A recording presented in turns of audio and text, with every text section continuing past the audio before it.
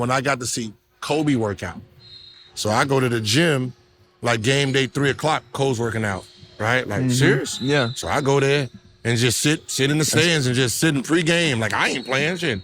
And the man was going through workouts, pregame workouts, like he was playing in the finals. Like he was playing against a championship team. He playing us. Yeah. We there in last place. In a workout. And he's sitting there going hard, like he's really about that. I'm like, dang, this is now I can see the difference between what this is and what I'm watching every day in practice. I don't want to be like that. Right. And that's what changed me.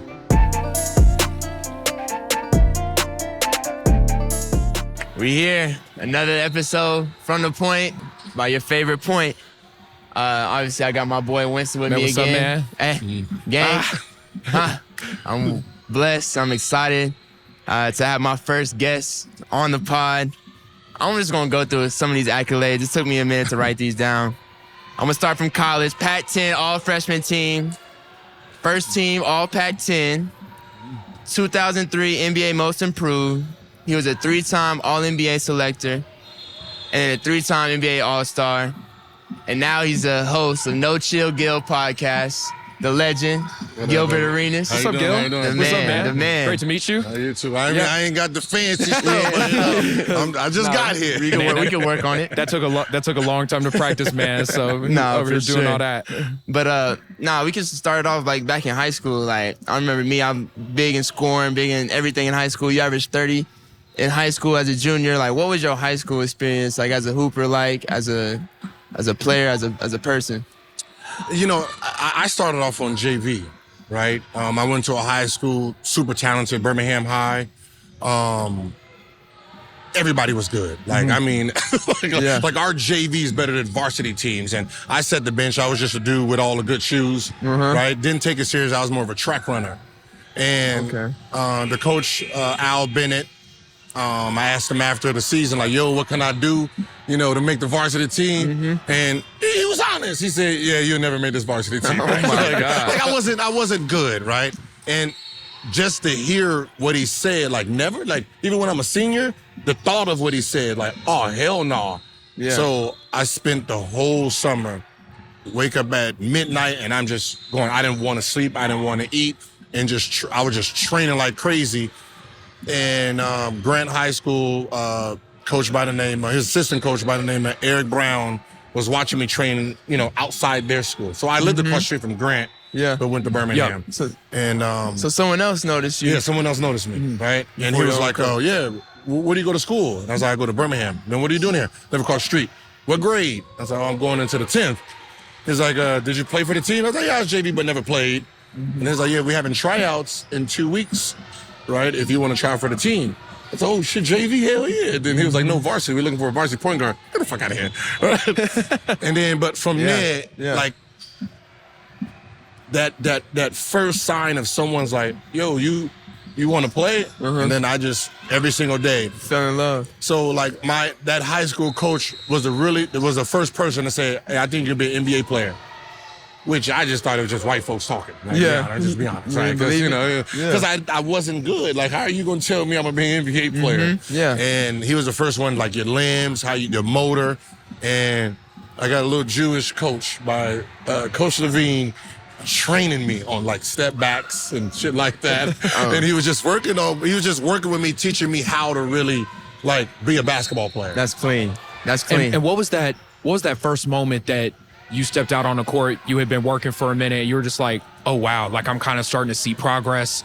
I'm getting by-dos now. I'm scoring when I want to score. When was that moment like? Was that earlier on in high school? Nah, it was early. I already had the speed. Yeah. Like I was good, but I wasn't varsity good. Like I seen what talent looked like. Yeah. I wasn't there yet, right? I wasn't there yet. Skinny, young. I was just fast as hell. Yeah.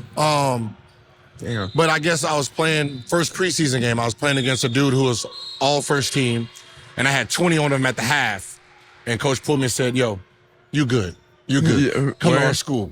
And I went to school. First day, he was like, we had to come to school like at 5, 6 o'clock, work out first. Nutrition, I had to come in there and do dribbling drills for 15 minutes. Lunchtime, I had to come and work out, then work out, then after school for 3 years. And the progression just shot up out of the roof. Yeah. Well, that's how, I mean, that's exciting. Like, one of my favorite things when I talk to, like, former players is, like, who would they compare themselves to, like, guys today? Like, I know we always talk about comparisons. And for me, I hate comparing because I think comparison is a thief of joy. But at the same time, it's fun just to do it. And I think whenever you're respectful, for me as a player, like, I couldn't be me if I didn't have point guards that I looked up to before. So, like, I'm always going to show respect and love to the guys who came before me. And I feel like the guys who played before me, the real ones, they always show love to the guys and show love to guys playing forward. Who would you compare to, like, your game and your style to someone today if you were playing in today's game? Who would you compare it to? Mine is a mixture between, like, Dame and Harden, right? Yeah, I can see that. Like, I was I was like James, where I knew how to get fouled. People don't understand, getting fouled for a guard is a skill.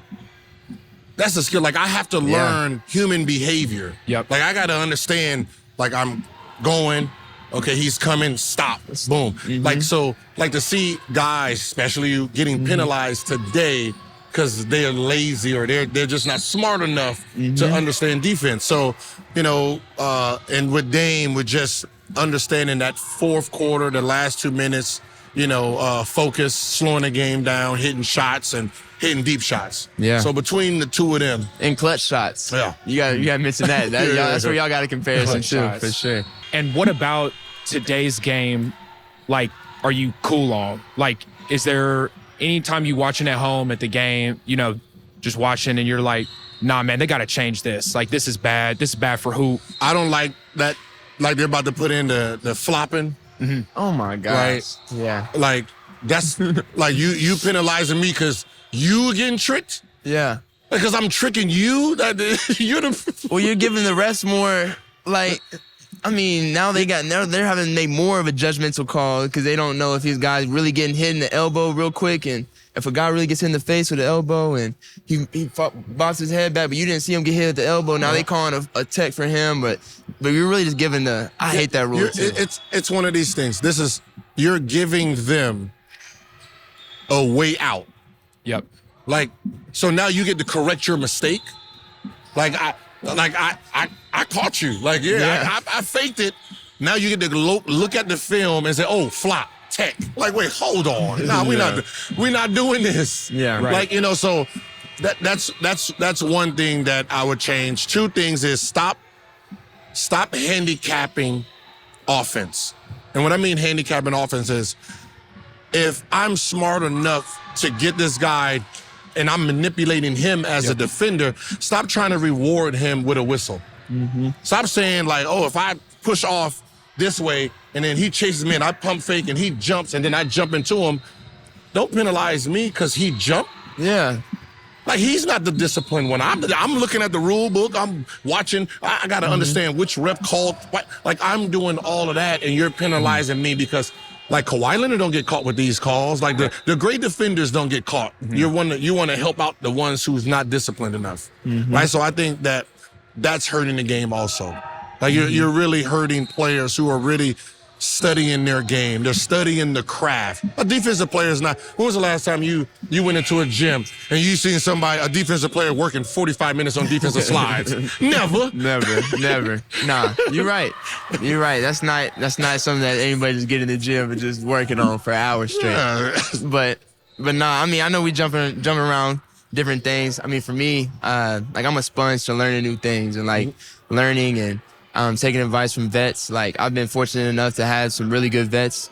Rondo, Lou Will, Jeremy Lin, like, guys who have been around, and if they've been through things that I know I want to get to, or certain levels I want to get to, and I've been able to ask and be around certain guys. So, like, for you coming into the league, was there anybody that you would talk to or reached out to you that you could lean on, or a vet that you had your rookie year, or guys that you really leaned on? Yeah, you know, I give my career that start off to, you know, Mark Jackson. He's from Philly, you know, Big Mark. Yeah. He was like he was a power forward, but he was a point guard. Big trash talker. Like, I'm depressed, not playing, don't think I belong. Game seems faster than I thought it was. And he just, like, we lived across the street and he'll wake me up at 6:30 and say, man, listen, they're going to always call your name. be ready when they call it. Because if you're not ready, they might never call it again, right? He's like, yo, I played the last 25 games of the season. I just got a contract, $25 million. So I'm like, 5 year, 25. So he was like, yo, just be ready. So every morning he used to just work with me, just teaching me like pick and roll schemes, how. And then he said, when you watch the game, don't watch it as a fan. Watch it as a student. Learning what this guard do. Learning what would you have done in a situation on a fast break.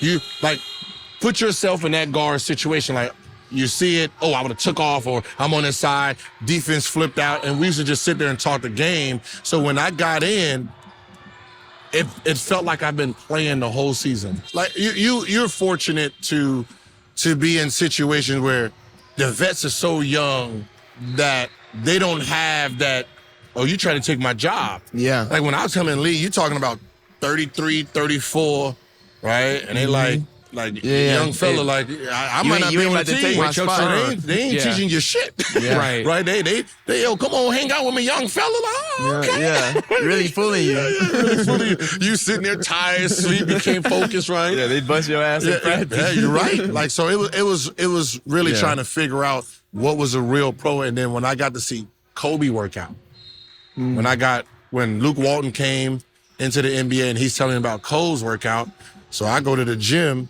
like game day, 3:00, Cole's working out, right? Like, serious? Yeah. So I go there and just sit in the stands and just sit in pregame. Like, I ain't playing shit.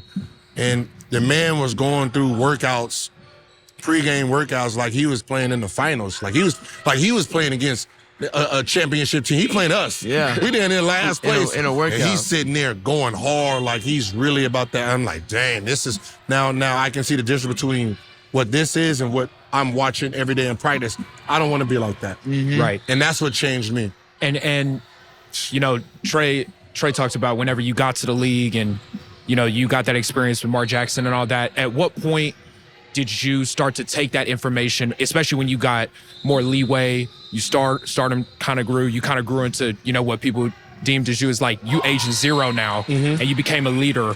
What about those experiences early on in your career prepared you for that? Routining, right?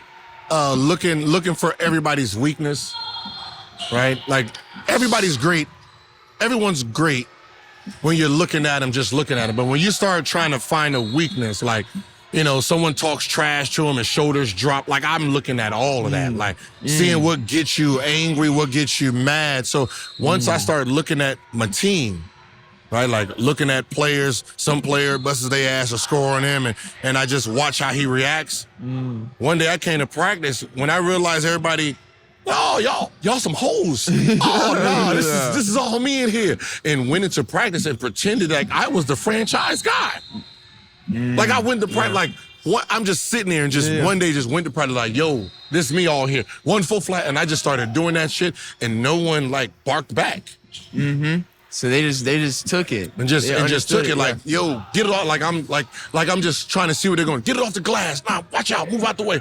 Like I'm just starting in the game, telling the franchise guy, move out the way. Like, right?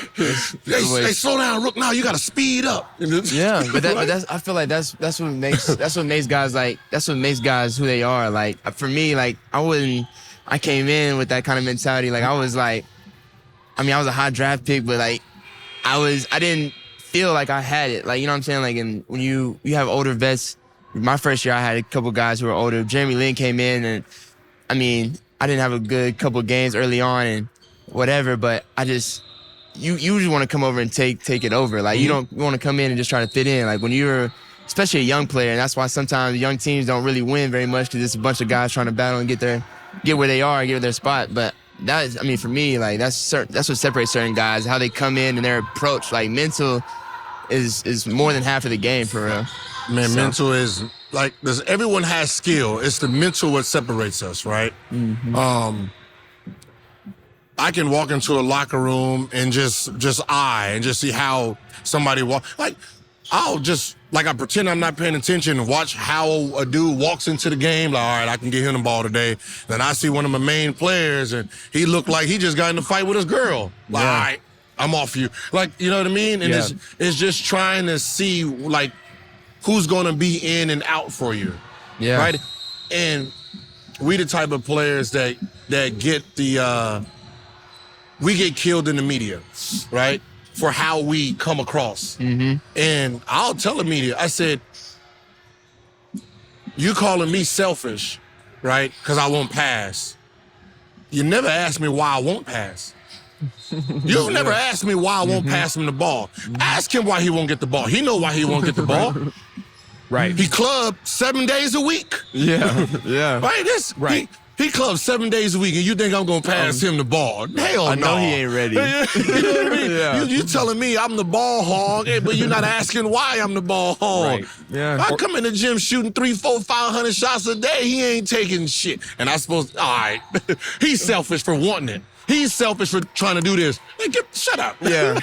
Nah. Or all of a sudden you get mad at a ref and it but that's only one-sided conversation. You just see the reaction by the player, but what was the exchange? What led up to the tech? Yeah.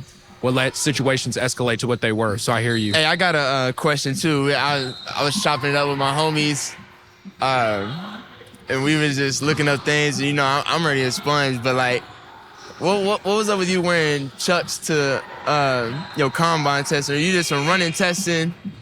What's up with you wearing Chucks? What was that? It was some NBA. It's an NBA. Like, you supposed to be That's ready when you're supposed to be most dialed in. No, listen, nah. So look, it's a deeper story. Okay, so You look, gotta let me know, man. That's crazy. you lottery picked, so you didn't have to go through the battlegrounds, right? So Yeah, back then, yeah. like we gotta play, right? If you ain't in the top, if you ain't a lottery, you playing, right? So everything was like, it's like a zoo, bro. Right down, it's like a zoo down How there. many workouts you have? Like we playing twice a day? We're playing working out twice a day, so it's like camp. Yeah. And back then it's like camp, so we're doing like sprint drills, jumping drills, Yeah. like so. I didn't know lottery picks wasn't there. I didn't know like the extra group wasn't there. So I'm looking at everybody as everybody. Like this is it. All right, cool. So sprint and dress like 1-on-1. We doing all. So it's like I'm y'all this lunch me down here. Yeah. So shit, I'm the number one pick around here. Right. So we're doing like all the physical. So now you seeing all the 7-footers kind of like, what the fuck is these dudes? Like, oh no. Right. So now it's like, oh no, I gotta test who you is. Like, who are you? Like, I'm about to be the number 3 pick. Like, damn. Like, so you just hearing all these things. So we go to the treadmill test, right? Yeah. So I said, all right, what's the best time? Right? There's like 18 minutes. That's it? There's like, yeah. So like, 18 minutes. This is a cakewalk. And it was like, no, it stops at 18. Yeah. Like, wait, so whoever gets to 18, they good? So there's no first place? Oh, I'm not doing this. Oh, no, I'm not. What the fuck is this for? Like, Yeah. I done ran 5 miles every single day This to light. be tied with everybody else. Nah, like, not doing it. it got to be an hour, 30 minutes. I got to be top. So I was like, nah, I'm good. I got Chucks on. I'm good. So I did 3 minutes, I'm off. Sheesh. Oh, that's understandable. Like, I mean, at least You trying to pick, like, come on, man. You're trying to figure out, like, this, you're trying to figure out who the most competitive people are. This is the draft. Yeah. This is where your money. This is where you want to spend your money. You got to see who's who. Like, so you telling me everybody who get the 18, we good? Nah, fuck this. Yeah. So so when I started just processing how this goes, I was really off of it. Like this has nothing to do with talent. Yeah. You don't know who no hoopers are. You don't know. You just know whoever is good in drill work. I don't like the process. Like, I think the process is so crazy. Yeah. Like, all them workouts, like, you done see me play 30 games this year. If you ain't got enough film on me, fortunate enough, I didn't have to do very many workouts. Mine was solo, but I know a lot of guys who played a lot of games, showed a lot of game film, and had to still go up and do 20 workouts or 25 with different teams. Like, the process is a grind, and I know that wasn't easy. So, but that part makes sense. Gil, how was your pre-draft process? Like, was it kind of like that where you Listen, I was whopping them kids, man. 1-on-1 drill, 2-on-2. Oh, nah. Man, look, Sacramento to this day. they did the 5 threes. I went 23 for 25. Best shooting up. They said I couldn't shoot. I said, I know that they ain't watched none of my workout. They're just making it up as they go. Stuff. Right? Just say, hey, listen, we don't take him serious. He's a goofball. Like, give me that. Immature. At least cool. be honest. But when it came to the basketball part, like, I was a warrior. Like that, and you're judging 19, 18, 20-year-olds on what? Immaturity? Yes. Right? Yeah. Yeah. Like I'm paying you and I supposed to turn you into a pro. I don't supposed to come in here and know what a pro is. I eat McDonald's. We eat McDonald's still. We don't. You're paying me and you supposed to have this thing to make me this guy. You shouldn't expect me to come in here and know how to be a pro. Yeah. I'm coming from college frat parties and shit like that. What are you talking about? I can fake it for you. Oh yes, sir. No, sir. I can do all that shit, but realistically, that ain't gonna get you far. So what was your favorite season as an NBA player? Before you answer, like one of my favorite memories as a kid, like some of my first memories as a hooper watching was like when my grandfather who passed when I was 10 years old. I remember going over to his house when I was like 8 years old and just watching playoff games, seeing y'all play the Cavs and stuff. Yeah. Like I just remember them battles and just like that's one of my first like visions of like watching basketball. So like that's why I just wanted to ask that question because I just remember seeing you hoop and doing a lot of things. So I would say the 04-05, right? The way the Wizards ain't been in the playoffs in like 20 years, right? And I was 6. We were 6. Man. Yeah. We playing. We're playing, and we're in the playoff. The city's on fire. And I remember we're playing the Bulls. We're down 0-2, and everything changed. Right? We win our games. That's where I hit the game winner. I hit the game winner to win the game, Game 5. And I remember I can't find his quote, but I remember it. And it was something like when Kobe was like, he hit a game winner, we're going to see where it takes him. He got a taste of it. And just the thought, like he was right.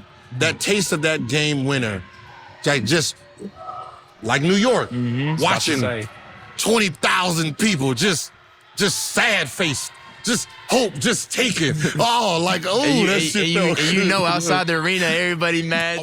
You would beat Trae Young one-on-one. He don't play defense. How many buckets you getting? At least 5 on him. Ooh. Yep. I saw Kerry there. Absolutely, positively, respectfully, Trae Young.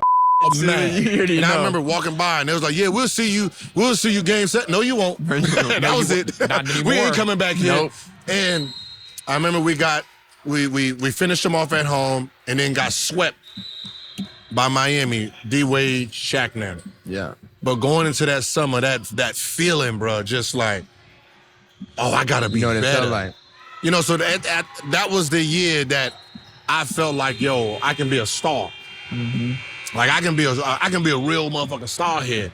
And then that summer, I didn't go home and then just train like crazy, just watching games. Went to playoff games, watching Jason Kidd in the playoffs, and just watching how the playoffs was really played.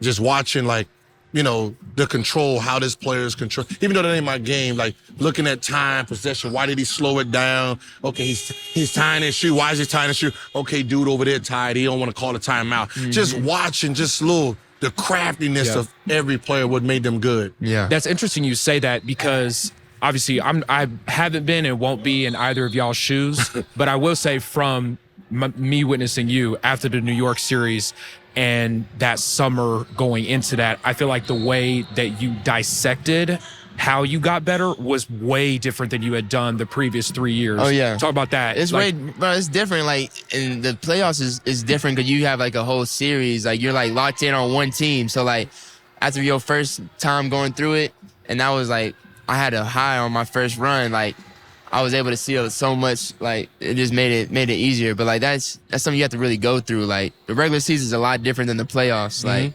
And when you go through it and you experience it, like you only want to go higher. So it definitely turns your focus up. Yeah, you know what's crazy about that New York series, man? if that was any other player, if Luka did that to New York Knicks, they would be a god. I know. And And it is the craziest shit that it is crazy how you went into the Garden and really fucked them up. The Garden itself. And the fact that it's like, it's Trae. And like, wait.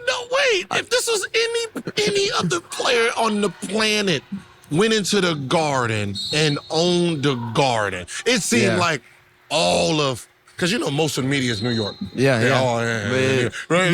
It seems like they personally took offense to what you did in the Garden. Like good basketball just didn't I don't like. It's like they just said it like, I don't like this. Yeah. He just made us look bad. Yeah, they come up with another excuse. Like it's always some type of excuse. So Like you supposed to go down as the man who just destroyed the Garden. Like you destroyed the Garden. Like we've had great games at the Garden, but nobody destroyed the Garden. That's interesting. Yeah, talk about that while you was in the league. Talk about the media narratives that would go on about you, that you'd be watching the TV at home and be like, they don't know what they're talking about. Like, how'd you handle that? Right? Yeah, how did you handle that? So with me, I understood the power of the pen, right, early. So I put rules in. You can't talk to me before a game. One, I remember before a game, a reporter asked me, am I going to pass the ball? I'm like, oh, of course, yeah. And then I went into that game, and I thought about passing the ball. Oh, shit, no, never again. Never again. So moving forward, like, yo, don't talk to me before games, right? You talk to me after games. Yeah. And then after games, what I learned to do was I'll get to the punchline before you, right? So if I had a horrible game, and I just be like, oh, did y'all witness that? Oh my God, that shit was horrible, right? Now it took all the shit that they was about to say, it took it out the window because I already did it for you. Yeah. Right? Like, I'm sorry y'all had to witness that. At least y'all got in for free. Yeah. Right? And just gave them one-liners that I gave you, not something that they can search for and reach for. And then look for you start look for the person who really don't like you inside. Start giving him. I know them. I know. Yeah, you notice those people. Start giving them the little nuggets. Hey, how you doing? Hey, good. Good Give job. them a short answer. No, you got to give them the long answer. Okay, what you say? Yeah, you just give them the politically correct, good shit. You know what I mean? Like start making, because at the end of the day, you got to look at it's their job too, right? Yeah. Even though we don't like what they do, it's still a job for them, and they take it personal. Right? So if you start giving short with them, they feel like you taking money out of their pocket, and they start taking, right? So with me, it's like, whatever you want me to say, I'm just saying, hey, oh yeah, great team. Start saying shit like, oh, good team win. Yeah. Like, this is a great team win. Like I had 60, we lost. Of course I'm happy. Oh man, yeah, you just give it. I'm just saying shit at this point. Right. I'm happy as shit. I don't give a shit we won this game. I can't win them all. Yeah. I think I need to take that approach. I've been giving the guys I know that be writing these fake articles or certain things, I give them short answers, or they be trying to have one-on-one combos. Nah, we ain't doing one-on-ones and all that. But I guess I got to start giving them the long answer. It's a game. It's a game within the game, right? And our success, unfortunately, depends on them. That's what sucks. When we talking about all-stars and voting for them, that's them. Yep. I missed that on. It's like a referee. Couple. It's like a referee, man. Like we sitting here like thinking that, man, I don't need y'all. I'm out here doing me, and they sitting there writing stories and all, like they little votes. Like, how do you get a vote? That's what I'm saying. Like that's what, man. So it's really one of those things, man, where it's. But they ain't going nowhere. Soon as the game is over with, man, you got to put on a whole nother mask and, hey, how y'all doing? How y'all doing? Did y'all like the game? I put on a good, it's the game you got to play, man. Yeah. Man, it seems like just basketball seasons in general have gotten so long now. Throughout the entire season, whether it be college, whether it be NBA, I know we had Adidas All-American Camp, these kids coming up. What advice would you give kids to maintain their consistency and maintain their confidence throughout their long basketball seasons? Like I tell kids this, man. Start off, get yourself a highlight tape, right? Get yourself a highlight tape. And, you know, when you're having those dull moments of you don't feel like you playing as good as you, pop it in, watch yourself, right? You got to always watch, evaluate, see what you do great, right? Always, you know, be a student of the game. Learn. You don't know everything, right? Stop saying I know. You don't. Right? You like I'm still learning. I'm still learning the game now. Yeah, same. Yeah. I'm watching moves and shit that like, what was he looking at? Like when you nutmeg, like, well, how do you see that? What was he? How's he looking at that? Like, I'm still learning today. So stop saying I know. You don't know. The game is always evolving. The minds are always evolving. Right? Try to understand the concept. Don't ever listen to someone's volume. Listen to what they're saying. The volume is emotion. Right, emotion's part of the game, right? Mm-hmm. Like, just like I know you're yelling, all right, but what the fuck you trying to say? Yeah. All right. Yeah, that's a meaning behind it. Yeah. Like I want to hear, like I can soften the volume of what you're saying to get to your point. Yeah. Right. As the captain, as a leader, you got to understand personalities more. Mm-hmm. Right. Understand like who you can say stuff to, who you can't. Mm-hmm. Start understanding that this game should never affect out there. Mm-hmm. Out there should never affect in here. Right? Mm-hmm. What I say to you on the floor, when we get to the locker room, that shit gone. What you say to me, gone. We can't take that personal. What we say here should never affect here. Mm-hmm. Like me and Karan on the court, oh, nah. Oh, no.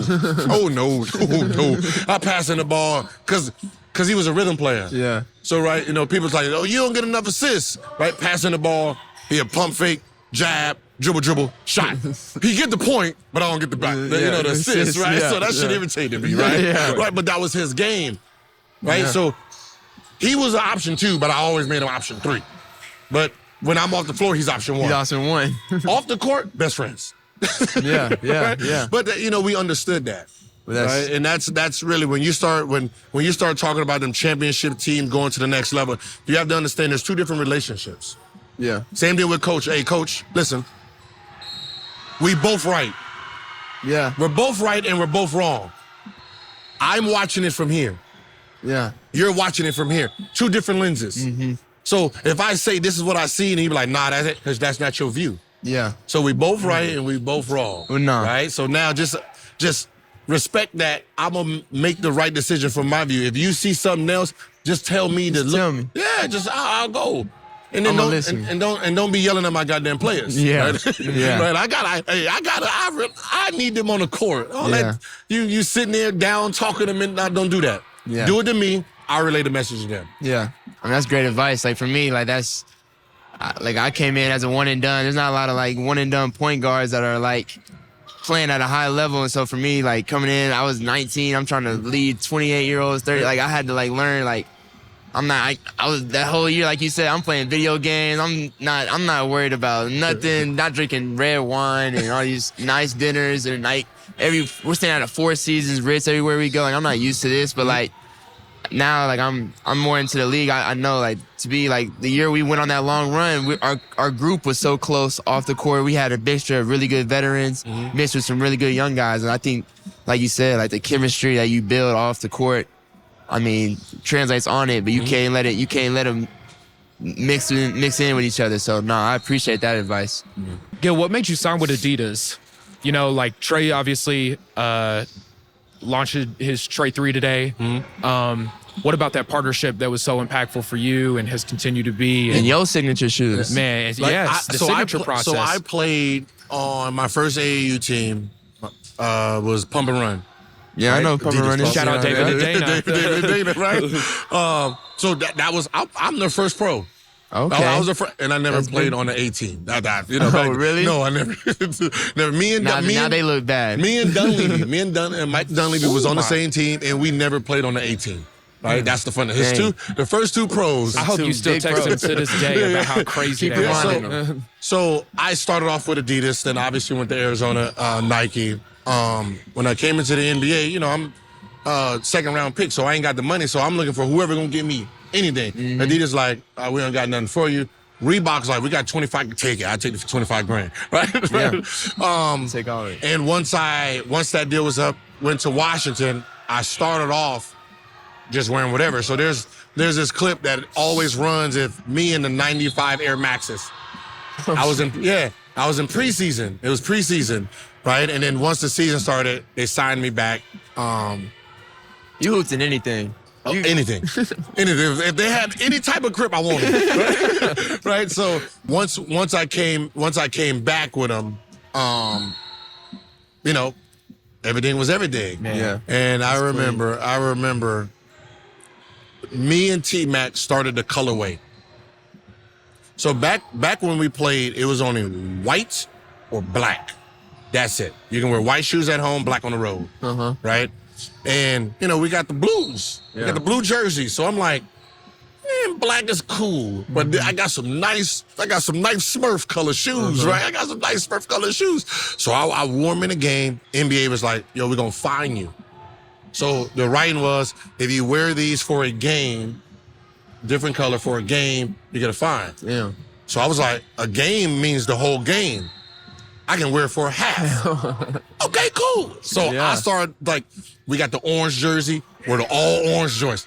Second half, right? So I'm sitting there doing that, and they was trying to figure out how to find me.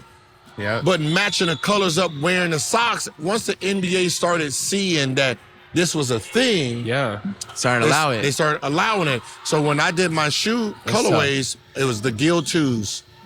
I did 20 different colorways. So no one knows this. I'm number 1 and 2 with the most colorways of one signature shoe. So my first one was 20 pairs of the same shoe. And then I think on the re-release of my first shoe, we're on like 16 right now. That's tough. Yeah, well, that's clean. And you got some of the most iconic commercials ever, man. That's iconic. Sheesh. Oh, shit. Adidas, hey, listen. I was always, I don't know, when you're little, you know how like commercials was a thing. Yeah. Right? So I remember when I started like voicing my opinion, I'm trying to tell them what kids, like, your commercial's supposed to be for kids. Yeah.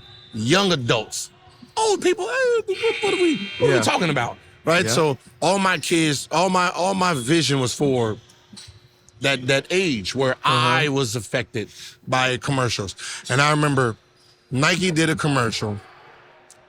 It was that airplane bullshit, right? It was Richard Jefferson. Now, always. As soon as he went into a commercial, I was like, "Oh, this shit terrible," right? Right, but they had everybody. Amari Stoudemire. They had all the Nike guys, and I remember we getting emails like, "Oh, we need to match this," and they tried to take away signature shoes. They was like, "No one's doing signature shoes anymore.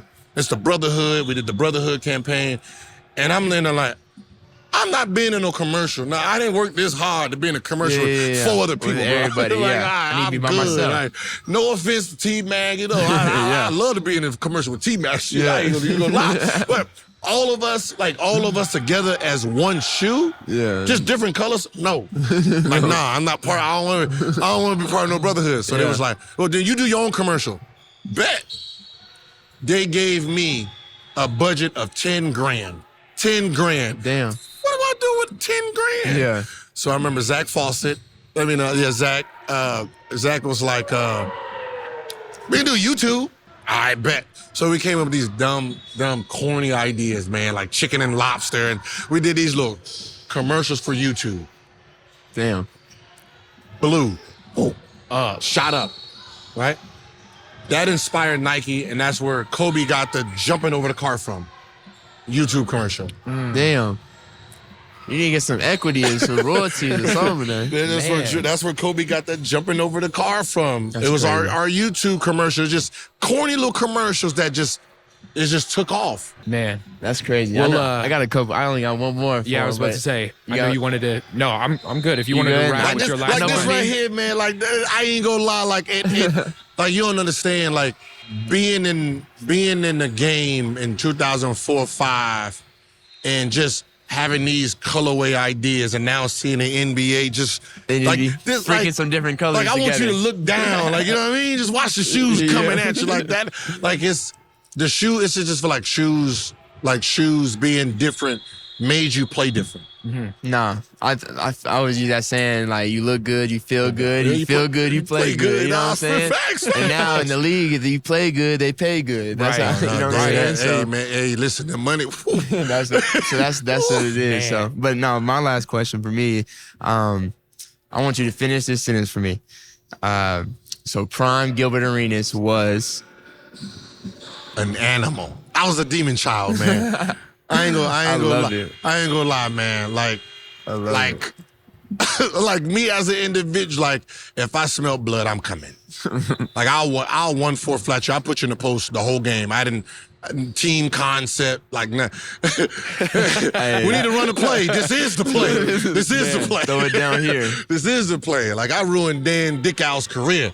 Man. He was like third. He was a third. Like I got 2 people in foul trouble. He came in the game. Oh no! You the NBA? Oh man, no, 1-4 flat, man. Whole game, man. I'm gonna keep all 1-4 flat till he come out the game. Don't tell me you came out the game. You just No, they thought I was playing. Like I told the coach 1-4 until he come out the game. I called him like 12 times straight. I Then believe it was you. like, all right, sub out, man. Sub out. No, man. Man. Well, as we mentioned, Trae's shoe, the Trae 3, launches on Adidas.com and at select locations around the United States and the world, man. Gil, we appreciate you so much, man, for coming on the podcast. I want to send another special, like, man, this is our first one. guest. Like, for me, it's an honor. It's a pleasure to have you on, bro. I'm a big fan of yours. I hope you're on TV. I hope we trade you with some of these guys on TV someday, because I know you be speaking real. You just be honest with people. And as a former hooper and as a player now, like I appreciate you, and I'm a big fan. So I appreciate you, man. Hey, man, listen. From the pod, but from this side of the world, man. Say how you feel, right? Right. Say how you feel, because as hoopers, ex-hoopers, we understand the athlete better. Right? We understand, like, we respect the skips and all that, but they've never been here. They don't understand the process. They don't understand, like, the work ethic, how many hours you put into your craft. Mm-hmm. Like, we don't understand how, y'all went to school for this. Yeah. Right? We can say that. Versa. Like, I don't know, you went to school 5 years, you had to go to journalism school, you started, like when I heard that, like, damn, I got to really understand what you're saying now, because that's how we feel on this side. So when you say, oh, if this was me, don't do that. Don't do that, because this ain't you. You've never been in this situation. Don't tell me what you would have did or what I should have did. Right? That's not how this game is played. Right? So, there's going to come some times where, say it, deliver it, stick by it. Right? As a player, we understand what you're trying to say. We can see past, like, okay, we get what you was trying to say. It might not have came out the way you wanted to, but we get it. Yeah. Right? So you're gonna always have players. The players are gonna have your back no matter what, because that's what we do. Like it's us versus them anyway. All the time. For sure. Always. Man. All right. This is another episode From the Point by your favorite point. Until next time. Peace.